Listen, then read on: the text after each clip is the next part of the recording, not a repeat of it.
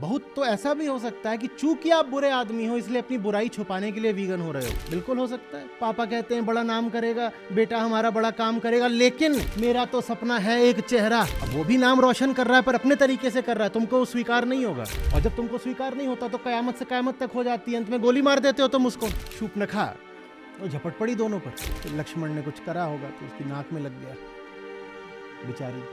जिसका वर्तमान ऐसा है वो भविष्य क्या बता रहा है मुझे? तू वर्तमान तो ठीक कर अपना। वर्तमान तो ये है कि मेरा अपहरण कर लाया, अब भविष्य बता रहा है कि मुझसे प्रेम करेगा। बोलता अरे यार भाभी के लिए तो जान भी दे सकता हूँ, तुमसे पहले वो हमारी एक्स थी, तुम क्या। आचार्य जी ने इतना बोला था ड्रॉप आउट मत करो ना, फालतू ही चौथे अध्याय में गीता छोड़ी, मरते मरते बचा।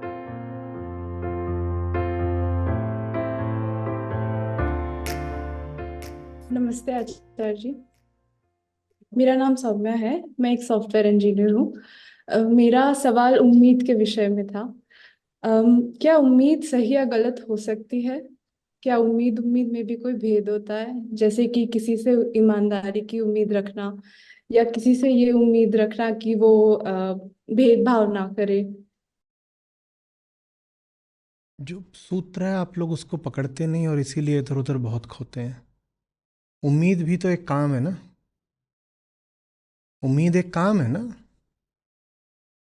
बिना विचार की उम्मीद हो सकती है?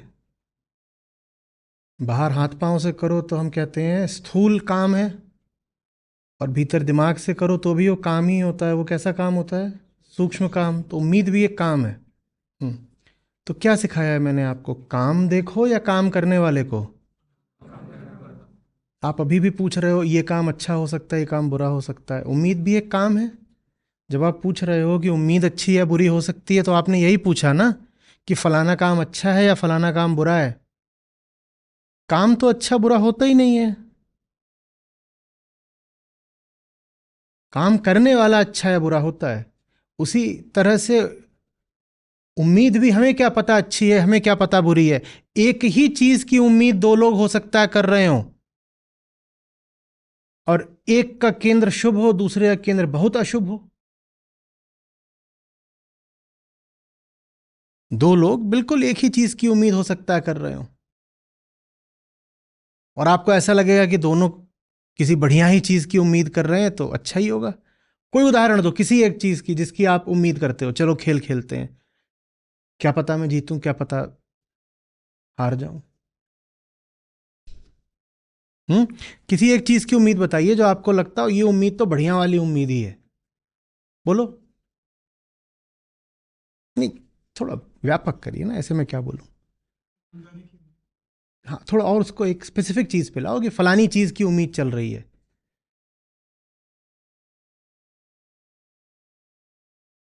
ये बहुत एब्स्ट्रैक्ट है। पैसे, ईमानदारी, किसी एक विशिष्ट चीज की उम्मीद बताओ जो रहती हो, फिर हम देखते हैं कि वो उम्मीद दो बिल्कुल विभिन्न विपरीत केंद्रों से कैसे आ सकती है।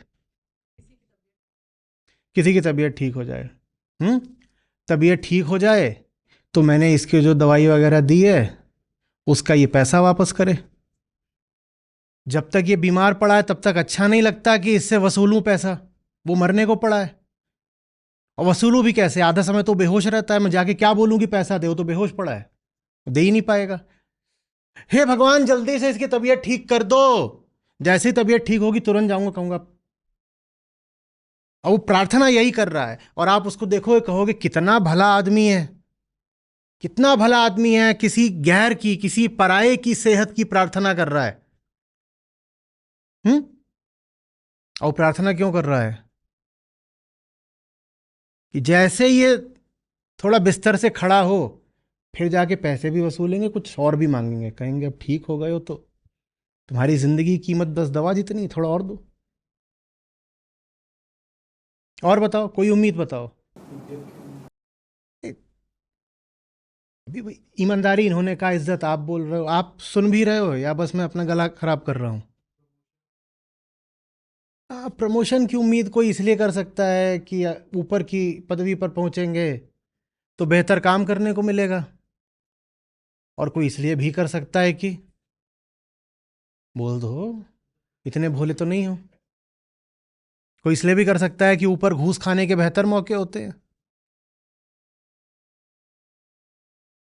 अच्छे काम की उम्मीद बताओ, अच्छी जो अच्छी, जहां पे कहते हो ये तो अच्छी ही उम्मीद है, वहां तुम्हें दिखाई देगा कि जो उम्मीद तुम्हें अच्छी से अच्छी लग रही हो सकती है, उसके पीछे कितने भयानक और काले केंद्र हो सकते हैं, कि हमारे गीता एग्जाम में अच्छा स्कोर हो गया, ताकि तुम्हारे अहंकार को और पोषण मिल जाए। ये रिकॉर्ड हुआ है कि नहीं हुआ है? बस चल रहा है फिर।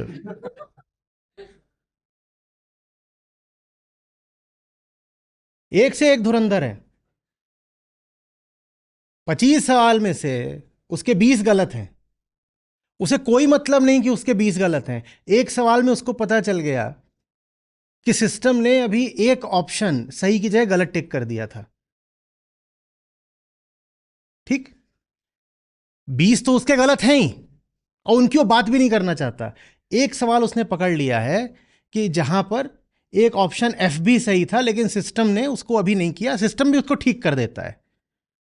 सिस्टम कोई आपको पहली बार जब रिजल्ट दिखा देता है तो रुक नहीं जाता, उसके बाद सिस्टम अपने आप को ही रीचेक करता है और फीडबैक लेता है, और आधे घंटे में सब रिफ्रेश होकर दोबारा आता है। पर ये लगे वो एक सवाल गलत है, अंतरराष्ट्रीय साजिश है, ताकि मेरा परसेंटाइल गिर जाए। ये साहब अधिक नंबर क्यों पाना चाहते हैं? ताकि जीवन मुक्त हो जाए। अधिक नंबर ये इसलिए पाना चाहते हैं ताकि ये स्वयं को बता सके कि मैंने तो गीता सीख ली, मैं कामचोर नहीं हूं और कामचोर तुम हो। और अपने आप को ये बताते बताते कि मैंने गीता सीख ली, एक दिन ये गीता समागम से भाग जाएंगे ये बोल के कि मैंने गीता सीख ली। बहुत खतरे की बात होती है अच्छे नंबर भी पा जाना। अहंकार को भयानक भ्रम हो जाता है कि मैंने कुछ सीख लिया है, और फिर वो कहता है जब सीख ही लिया है तो आगे चलो ना, अब यहीं रुके रहोगे क्या? कौन कहता है कि ये उम्मीद रखना कि मेरे अच्छे नंबर आ जाएं अच्छी ही बात है? बिल्कुल नहीं। अच्छे नंबरों की उम्मीद के पीछे भी बहुत काला केंद्र हो सकता है। मुझे खुद को जताना है ना कि मैं कुछ सीख रहा हूं।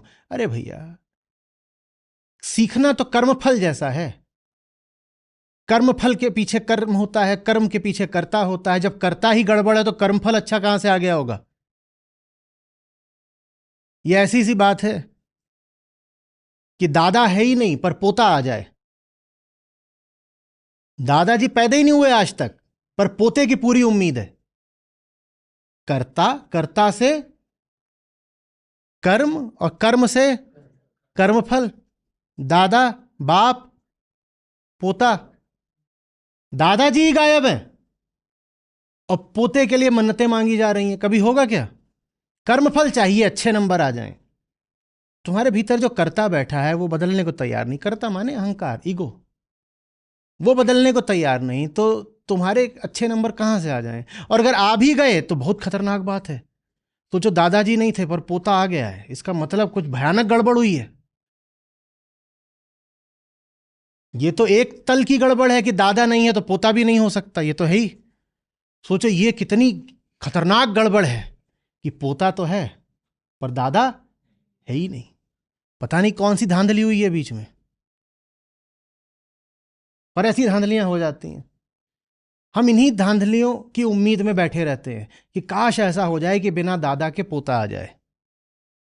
और ऐसी जब धांधली हो जाती है तो हमारे लिए और बुरा होता है। एक बार अगर आ गया पोता बिना दादा के तो उम्मीद बंध जाती है कि आगे भी आ सकता है। ये जीवन जीने का सबसे नासमझी भरा तरीका है कि कर्म को देखो। एक देवी जी ने आकर के अभी कम्युनिटी पे फरमाया, बोली अगर कर्म से कुछ होता ही नहीं तो फिर हम वीगन भी क्यों हो? वो भी तो एक कर्म की बात है ना। बिल्कुल हो सकता है कि आप वीगन हो और बहुत मक्कार आदमी हो, इतने तो सबूत हैं। कौन कह रहा है, कौन कह रहा है कि वीगनिज्म को कर्म के तौर पर अपना लेने से आप आदमी अच्छे हो गए? बहुत तो ऐसा भी हो सकता है कि चूंकि आप बुरे आदमी हो इसलिए अपनी बुराई छुपाने के लिए वीगन हो रहे हो, बिल्कुल हो सकता है। लाओ त्सु क्या बोलते हैं, जो बहुत गंदा आदमी होता है वही बाहर से बहुत साफ सुथरा रहता है। जो सचमुच अच्छा आदमी होगा वो बहुत परवाह नहीं करेगा वो साफ है कि नहीं। वो साफ हो भी सकता है और कभी ऐसा भी हो सकता है कि वो बहुत साफ ना दिखे, बिल्कुल हो सकता है। लेकिन जो भीतर से गंदा है उसके लिए अनिवार्य हो जाता है कि वो बाहर से साफ सुथरा दिखे, जरूर दिखे, कर्मों में भी, कपड़ों में भी, हर तरीके से।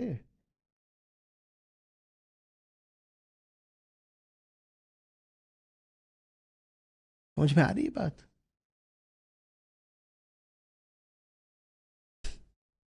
संतों ने फिर कहा है एक आस रखनी होती है। ढूंढ सको तो गाना आज,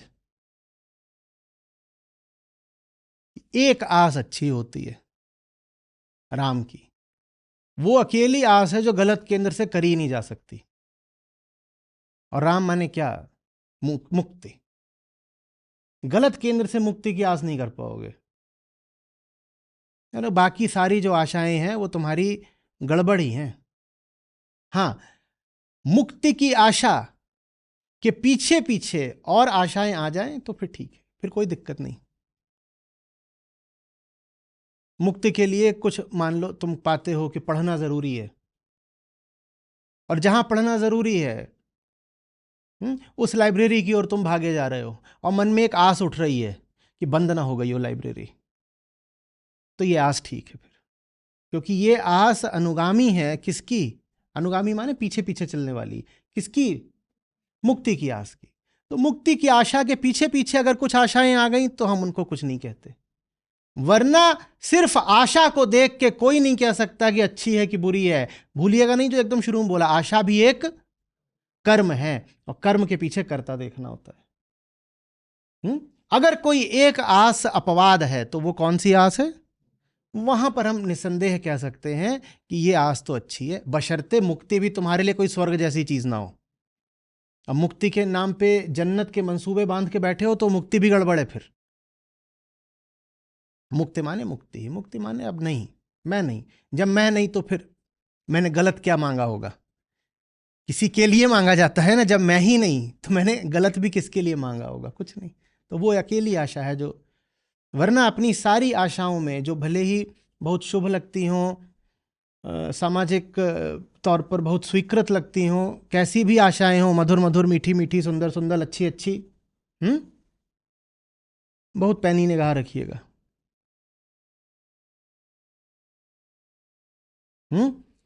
मेरे बाद भी इस दुनिया में जिंदा मेरा नाम रहेगा, जो भी तुझको देखेगा तुझे मेरा लाल कहेगा। ये औलाद बड़ी किस लिए कर रहे हैं? आशा तो है इनकी, भयानक आशा है। सबने सुना होगा, हैप्पी बर्थडे सॉन्ग है। तुझे सूरज कहूं या चंदा, बोलो, तुझे दीप कहूं या तारा, मेरा नाम करेगा रोशन, जग में मेरा राज दुलारा। देख रहे हो यहां भयानक आशा बैठी हुई है, मेरा नाम करेगा रोशन। उससे तुम्हें क्या मिलेगा? कुछ नहीं ऐसे। और रोशन की भी परिभाषा क्या है? रोशन की भी परिभाषा तुम्हारी अपनी है, जो तुम अपने बच्चे पर भी लाद देना चाहते हो सकता है वो तुम्हारा नाम रोशन करे पर किसी और तरीके से। पापा कहते हैं बड़ा नाम करेगा, बेटा हमारा बड़ा काम करेगा, लेकिन मेरा तो सपना है एक चेहरा। अब वो भी नाम रोशन कर रहा है पर अपने तरीके से कर रहा है, तुमको स्वीकार नहीं होगा। और जब तुमको स्वीकार नहीं होता तो कयामत से कयामत तक हो जाती है, अंत में गोली मार देते हो तुम उसको ही नहीं मारते हो, लड़की भी मार दी, दोनों मार दिए। शुरुआत तो इसी से हुई थी कि पापा जी को बहुत उम्मीदें हैं बेटा जी से, और अंत में बेटा जी मारे कैसे जाते हैं? वही पापा जी और जो पूरा कुनबा है वही आके मार देता है। क्योंकि बेटा जी ऐसा नहीं कि नाम नहीं रोशन कर रहे थे, वो नाम रोशन कर रहे थे पर अपने तरीके से। तो रोशन होने की भी जो परिभाषा है वो तुम्हारी अपनी है, तुम्हारा अपना एक कॉन्सेप्ट है, ईगोसेंट्रिक कॉन्सेप्ट है। कोई दूसरे तरीके से नाम रोशन कर दे तो तुम्हें कोई खुशी नहीं होने वाली।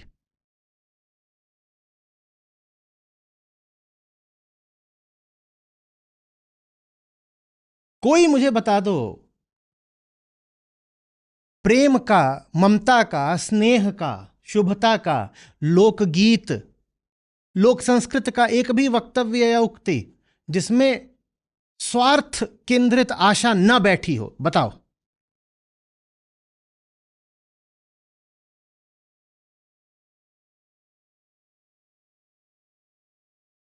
चाहे वो प्रेम गीत हो, चाहे लोरियां हो, सब में उम्मीद बैठी होती है, और उम्मीद ये होती है मुझे उससे कुछ मिलेगा। जिस दिन ये उम्मीद समाप्त हो जाती है उस दिन ऑनर किलिंग भी हो जाती है।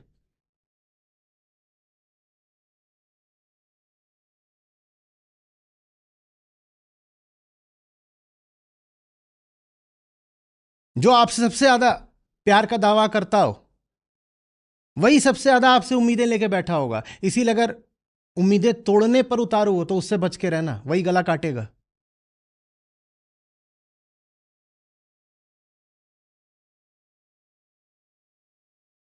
किसी भी व्यक्ति की मृत्यु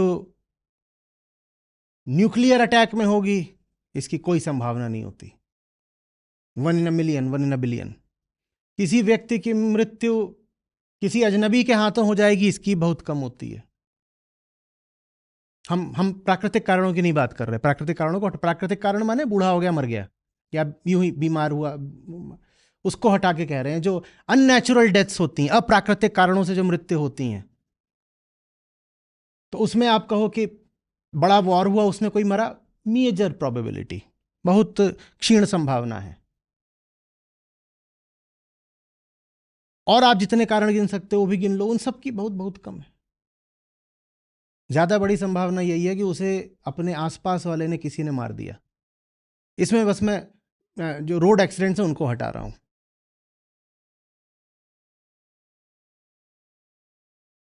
कोई अजनबी आकर के नहीं हत्या करने वाला। अजनबी जो हत्या करते हैं वो बहुत कम होती हैं। आप पर घातक हमले वही करने वाले हैं जिन्होंने आपसे उम्मीदें पाली हैं, और उम्मीदें तो अपनों से ही पाली जाती हैं।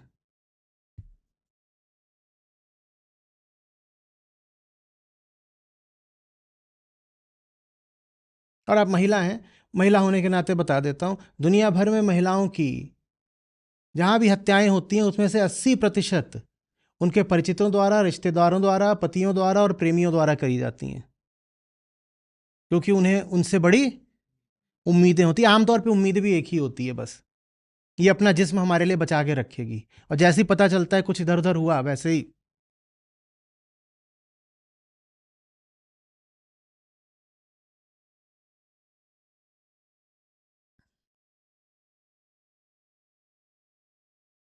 अहंकार कोई अच्छी उम्मीद करेगा क्या? उसकी उम्मीद अच्छी दिख भी रही होगी तो भी वो वैसे ही अच्छी दिख रही है कि जैसे शेर किसी मेमने को बोल रहा हो, आओ बेटा आओ, मेरे पास खिलौने हैं तुम्हारे लिए। और मेमना उम्मीद में भर के शेर के पास चला गया खिलौने खेलने।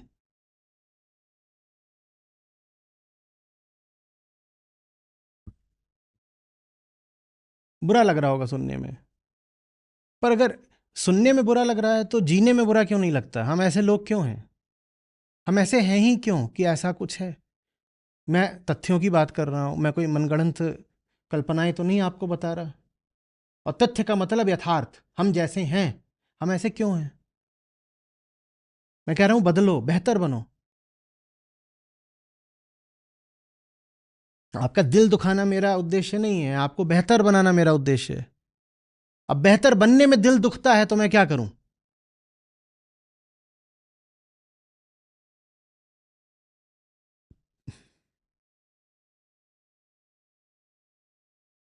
चलो थोड़े धार्मिक कोण से बताता। शूर्पणखा, रामायण की कथा कहती है, गई थी तो ये बोल रही थी राम लखन से कि मुझे तुमसे घोर नफरत है, तुम्हारा वध करने आई हूं। क्या बोल रही थी?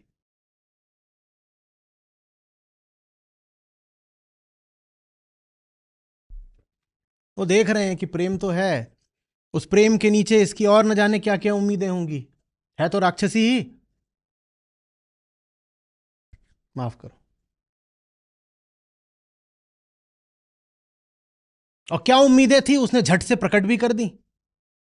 जैसे ही दोनों ने उसका प्रेम अस्वीकार कर दिया, प्रेम माने प्रेम कोटेशन मार्क्स के बीच में, जैसे ही दोनों ने उसका प्रेम अस्वीकार कर दिया तो क्या कहती है कथा? वो राक्षसी बन के झपट पड़ी।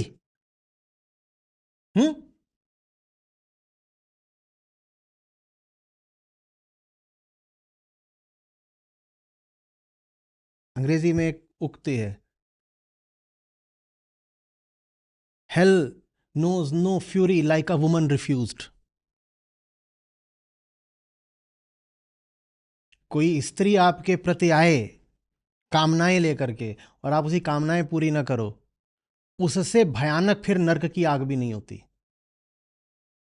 ये बात पुरुषों पर भी लागू होती है बराबर की।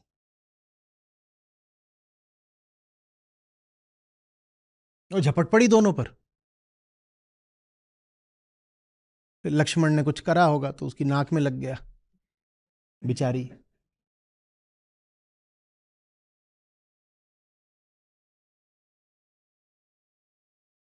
रावण भी तो जाकर के सीता के पास बार बार क्या बोलता था, मंदोदरी वगैरह सब एक तरफ, पटरानी बनाऊंगा। कोशिश कर रहा था कि सीता जी में उम्मीद जागृत हो जाए। कोई उम्मीद उम्मीद नहीं, मुझे पता है तेरा केंद्र। बहुत ऊपर ऊपर की अच्छी बातें कर रहा है, भविष्य के सपने दिखा रहा है, जिसका वर्तमान ऐसा है। वो भविष्य क्या बता रहा है मुझे? तू वर्तमान तो ठीक कर अपना। वर्तमान तो ये है कि मेरा अपहरण कर लाया, और भविष्य बता रहा है कि मुझसे प्रेम करेगा।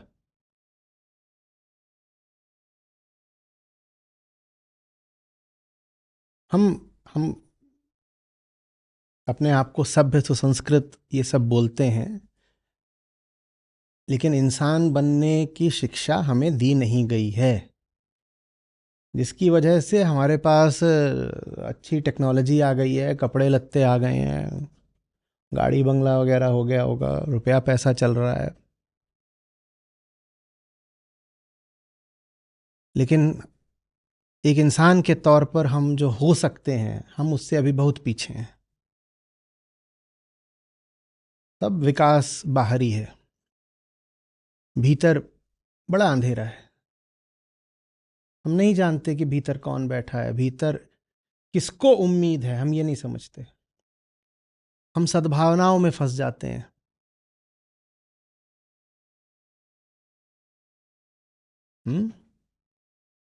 नहीं पता चलता।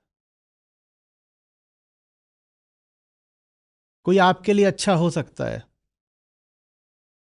आपको लगता है ये अच्छा आदमी है, मेरे लिए कह रहा है best wishes, may God bless you, may life shower it's bounties on you, ये सब होता है ना। कोई आपको बहुत अच्छा, वो आपके लिए अच्छा है, उसका आपसे हो सकता है मित्रता का रिश्ता भी हो, पर उसका किसी और से भी तो कुछ और ज्यादा गहरा रिश्ता हो सकता है ना। ये देखना हमें हमारी शिक्षा ने कभी सिखाया ही नहीं।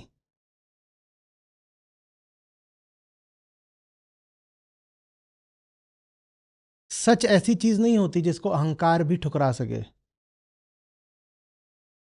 उसको ठुकराता नहीं है, वो उसको बस नीचे रखता है, वरीयता क्रम में नीचे, प्रायोरिटी ऑर्डर में नीचे, ठुकराता नहीं है।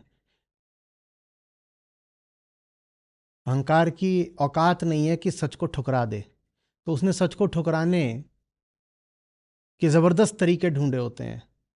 वो क्या होता है, नहीं ठुकरा थोड़ी रहा हूं, मैं भी सच को मानता हूं, चाहता हूं, बस मैं उसको अपनी प्रायोरिटीज में, अपनी वरीयताओं में नीचे रखता हूं, नीचे। और ये जो नीचे रखना है, यही है सत्य को ठुकराना। मगरमच्छ पंचतंत्र वाला ऐसा थोड़ी है कि बंदर का दुश्मन था। मगरमच्छ में और बंदर में मस्त दोस्ती हो गई। वो रहता था जामुन के पेड़ पे, एक हमारे यहां भी लगा हुआ है ताकि याद रहे हमें। वो रहता था जामुन के पेड़ पे, मगरमच्छ नीचे, जामुन का पेड़ था तट पर, मगरमच्छ वहीं नीचे पानी में। तो वहां से मगरमच्छ को मस्त मीठे मीठे जामुन तोड़ तोड़ के फेंकता रहे। और मगर की और बंदर की क्या यारी हो गई, दोनों बैठे हुए हैं आपस में, मजे कर रहे हैं, पत्ते उत्ते खेल रहे हैं, जो भी करते हो, कंचे खेल रहे हैं, मस्त दोस्ती हो गई दोनों की। बंदर को भी बड़ा भरोसा आ गया मगर पे। अब मगर को उसने और जामुन फेंक फेंक के देने शुरू कर दिए। तो मगर ने क्या किया कि कुछ जामुन जो है वो बचा लिए और घर ले गया उसकी धनिया। उसको दिए तो वो भी मगन हो गई, बोलती क्या मीठे मस्त जामुन है। ऐसे ही मगर ने अपना 2-4 दिन किया, मीठे मीठे जामुन वो घर ले जाए अपने। मगर को, बंदर को ये पता नहीं, बंदर सोच रहा है ये मेरा यार है, मैं इसे जामुन देता हूं। तो वो धनिया मगरी वो क्या बोल रही है, जिसके जामुन इतने मीठे हैं उसका दिल कितना मीठा होगा। मगर बोला हाँ उसका दिल तो बहुत मीठा है, मेरा यार दिल से बहुत मीठा है। बोले हैं झन्नू ही रह गए। क्या इशारा कर रही हूं, कभी समझ पाए हो आज तक? अरे मैं कह रही हूं उसका दिल कैसा मीठा होगा। मगर झक बिल्कुल, बोली क्या बोल रही है? बोले नहीं, मुझे तो तूने जामुन आज दिए, वो तो दिन भर वहां पेड़ पे बैठा बैठा यही जामुन खाता है, सोच उसका दिल कितना मीठा हो गया होगा। मगर बोला ये तो ऐसे बातें मत कर। वो बोली फिर ठीक है, तू तेरा बिस्तर उधर मेरा इधर, इतना काफी होता है। 2 दिन मगर की वीर रक्षा हो गई। उसको लगा तो ब्रह्मचारी ही बनना पड़ेगा क्या। तीसरे दिन वो चल पड़ा कि बंदर को ले ही आता हूं, और बंदर को बोलता है आओ आओ, भाभी ने न्योता भेजा है, तुम्हारे लिए बढ़िया पकवान बनाए हैं। ले आया, आधे रास्ते में मगर के मुंह से निकल ही गया, बोलता दोस्त माफ करना, दोस्त माफ करना। बोलता अरे यार भाभी के लिए तो जान भी दे सकता हूं, तुमसे पहले वो हमारी एक्स थी, तुम क्या जब तुमने बताया होता पहले। भूल हो गई, वो दिल मांग रही थी ना, दिल तो अपना हम पेड़ पे छोड़ आए हैं, जरा वापस चलो जाए थोड़ा दिल उठा लें भाभी के लिए। तो उसको वापस लेके गया, बंदर दौड़ के पेड़ पे चढ़ा, बोला माफ करना आचार्य जी ने इतना बोला था ड्रॉप आउट मत करो, फालतू ही चौथे अध्याय में गीता छोड़ी, मरते मरते बचाऊं। इतना समझा रहे थे वो, कर्म नहीं करता को देखो, कर्म नहीं करता को देखो। पर मैं इस मगर के मीठे मीठे कर्मों में फंस गया। मीठी बातें, मीठी बातें, बातें कर्म ही होती है ना, मीठी बातें वाणी का कर्म है बातें। मैं फंस गया। तो आचार्य जी को उसने थैंक यू भेजा, जान बची तो लाखों पाए। पर यह बात झुन्नू न समझ पाए। मगर के लिए बंदर प्यारा है, पर उसे कुछ और ज्यादा प्यारा है। इसी तरह से अहम को भी सच प्यारा है, उसे गीता प्यारी है, पर उसे कुछ और ज्यादा प्यारा है। और जब कुछ और ज्यादा प्यारा होता है, प्रायोरिटी ऑर्डर में सच नीचे आता है, तो जो नीचे आता है ना, ऊपर वाले के लिए हमेशा उसकी बलि दे दी जाती है। फिर उनसे पूछो कि सत्र क्यों नहीं सुनते, कहते नहीं सुनना तो है, लेकिन वो हमारी कुछ और हायर प्रायोरिटी है। जैसे बंदर पूछे मगर से कि क्यों नहीं तुम मुझसे थोड़ी वफा निभाते, ये तुम नहीं, मैं तुझसे तो वफा निभाता हूं, लेकिन किसी और से मेरी ज्यादा गहरी वफा है।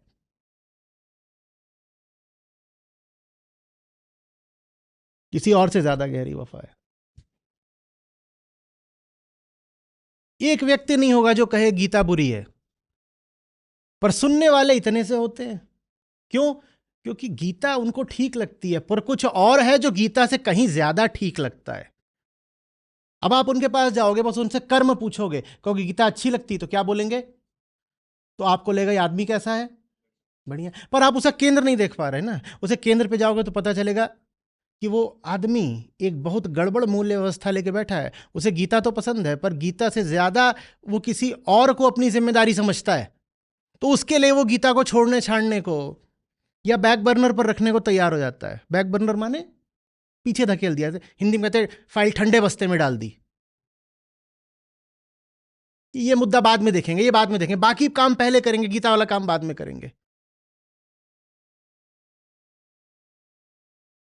समग्र दृष्टि होनी चाहिए, इसको कहते हैं होलिस्टिक विजन। और होलिस्टिक के लिए होल को नहीं देखना होता, होलिस्टिक के लिए बस सेंटर को देखना होता है। बस सेंटर को। एक सर्किल की डेफिनेशन में दो ही चीजें बस चाहिए होती हैं, सेंटर और रेडियस। पूरा उसका एरिया बैठ के थोड़ी पोतना होता है। जिन्हें कोऑर्डिनेट ज्योमेट्री थोड़ी पता है उनसे पूछो तो बोल देंगे हाँ।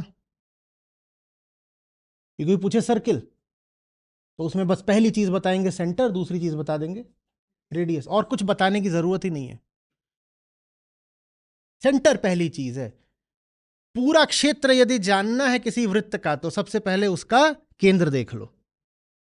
और केंद्र नहीं पता तो क्या पता है तुमको, इधर उधर घूमते रहो, मन के बहुतक रंग है।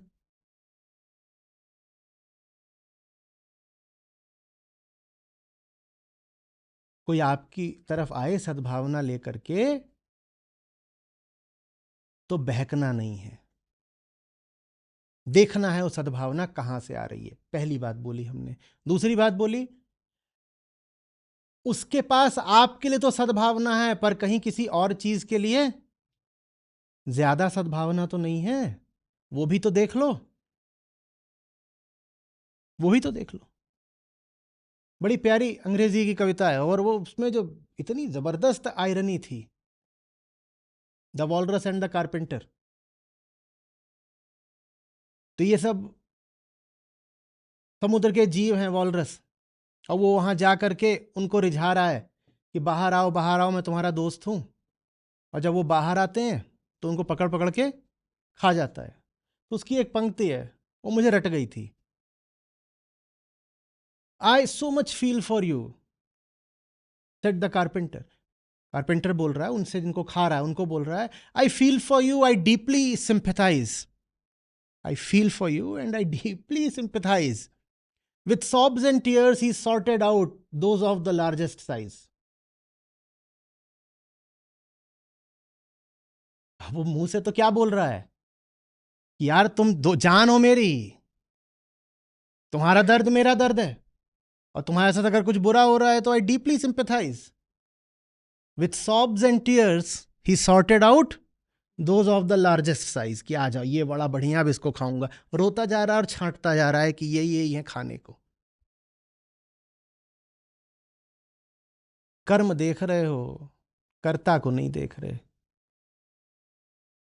केंद्र पकड़ना पड़ेगा और केंद्र दिख जाएगा अगर ये संस्कार मन से उतार दो कि आदमी अच्छा या बुरा कर्मों से होता है।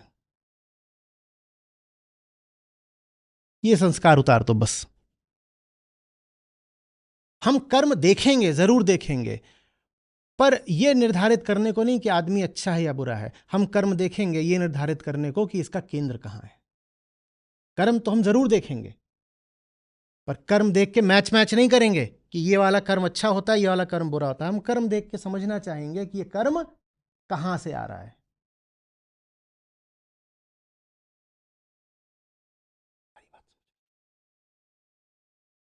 जो ऐसा करने लगेगा वो जिंदगी में फिर धोखे नहीं खाएगा। पहला धोखा खुद को देते हो, खुद भी नहीं जानते कि तुम्हारे कर्मों का केंद्र क्या है, सेंटर क्या है, स्रोत क्या है, ओरिजिन खुद ही नहीं पता, तो इसलिए दूसरे का नहीं पता होता। हम अपने सेंटर की जगह अपनी पर्सनैलिटी और अपने एक्शंस में जीते हैं। पर्सनैलिटी माने ये बाहर कैसे हो, ये लगाते हो दूसरे को धोखा देने को, और भूल जाते हो कि क्यों लगाया था, दूसरे को धोखा देने को। खुद भी सोचना शुरू कर देते हो आई एम माई पर्सनैलिटी, फिर दूसरों की भी पर्सनैलिटी से धोखा खाओगे ना। जब स्वयं को ही एक व्यक्तित्व मानते हो तो दूसरे भी तुम्हें आकर्षक व्यक्तित्व दिखा करके रिझा जाएंगे, धोखा दे लेंगे। दूसरा कर्म, ये कितने अच्छे अच्छे काम करता है, अच्छा ही आदमी होगा, क्षमा करो, क्षमा करो, इतनी जल्दी नहीं। खासकर जहां देखो कि सब काम अच्छे ही अच्छे हो रहे हैं, वहां क्या ना सिस्टम रिग्ड है। इतना तो नहीं अच्छा अच्छा हो सकता, हर गेंद पे छक्का पड़ रहा है, कुछ ऐसा तो नहीं हो सकता। ऐसा कैसे हो रहा है?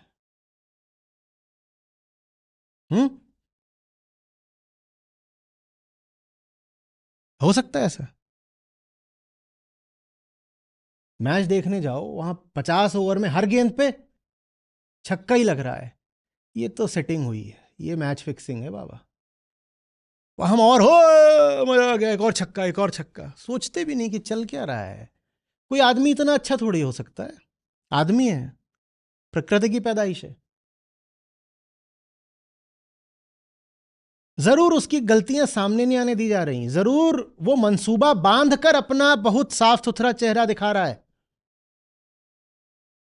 वो अच्छा नहीं है, गजब का काइया है कि तुम्हें अपनी असली शक्ल कभी देखने नहीं दे रहा। कोई आदमी सरल हो तो उसका तो सब कुछ पारदर्शी रहेगा ना। उसका छक्का भी दिखेगा, उसकी मिसेज भी दिखेंगी। अरे मिसेज माने धनिया नहीं, तुरंत दो चार आंखें ऐसे मिस करना, बीट हो गए, गेंद आई थी। सब दिखेगा। कभी आगे बढ़ा छक्का मारने को, स्टंप हो गया पीछे से, वो भी दिखेगा, सब होता है। जिसका बहुत साफ सुथरा रूप ही दिखाई दे रहा हो, उससे सबसे ज्यादा सावधान। ये आदमी गजब का शातिर है।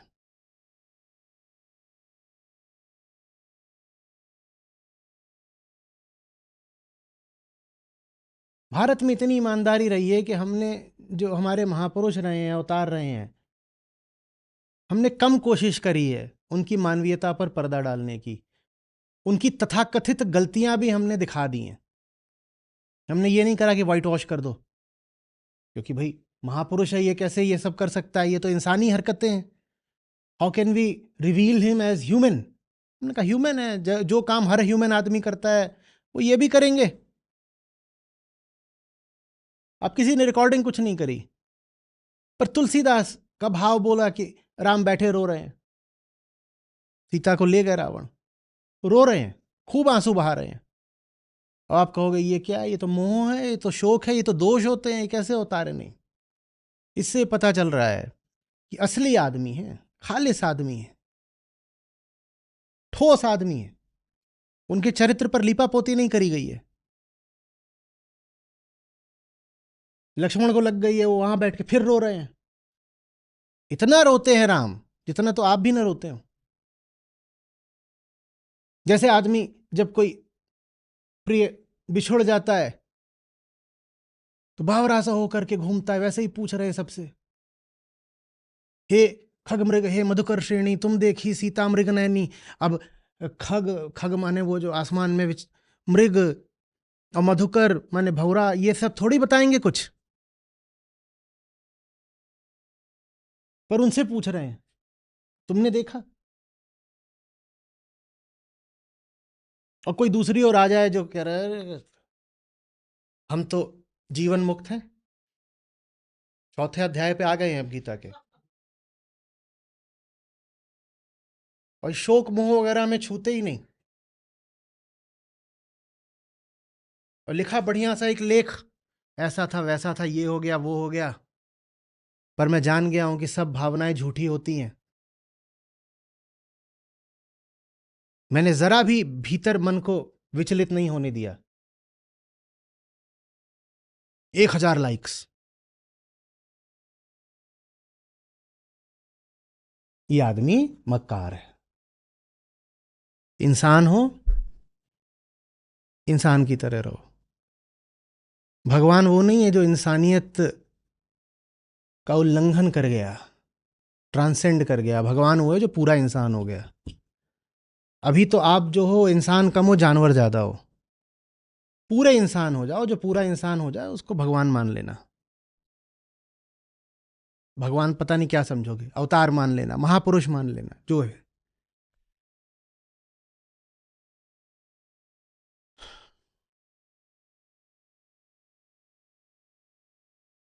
सूत्र, अच्छाई सदा जरिया बनती रही है सच्चाई को छुपाने का। जहां अच्छाई ज्यादा दिखे वहां सच्चाई संभावना है कि बहुत कम होगी। अच्छाई से बचकर।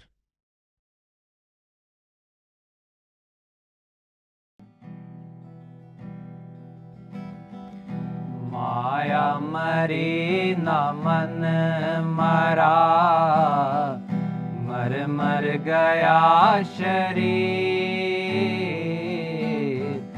माया मरी न मन मरा, मर मर गया शरीर। आशा तृष्णा ना मरी, कह गए संत कबीर रे साधो, कह गए संत कबीर। माया छाया एक सी, बिरला जाने कोई। माया छाया एक सी, बिरला जाने कोई। भगता के पीछे लगे, सम्मुख भागे सोए रे साधो, सम्मुख भागे सोए। वृक्ष बोला पात से, सुन पत्ते मेरी बात। वृक्ष बोला पात से, सुन पत्ते मेरी बात। इस घर की यह रीत है, एक आवत एक जात रे साधो, एक आवत एक जात।